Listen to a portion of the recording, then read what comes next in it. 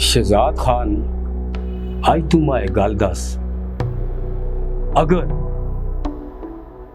ਅਸੀਂ ਕਦੇ ਬਿਹਤਰੀਨ ਇਲਾਜ ਏ, ਬਿਹਤਰੀਨ ਦਵਾਈ ਏ, ਤੇ ਫਿਰ ਡਾਕਟਰ ਲਤੀਫੇ को नहीं लिख के देते। अगर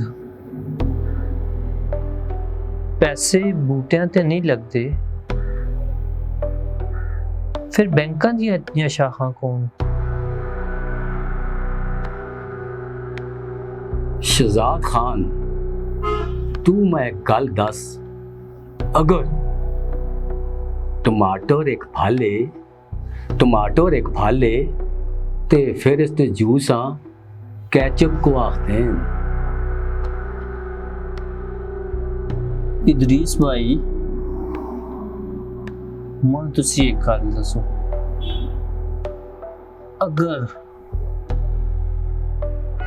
दुनिया गोल है फिर नक्शा सारा क्यों है? कमेंट ते बू कर दियो, दसो ना।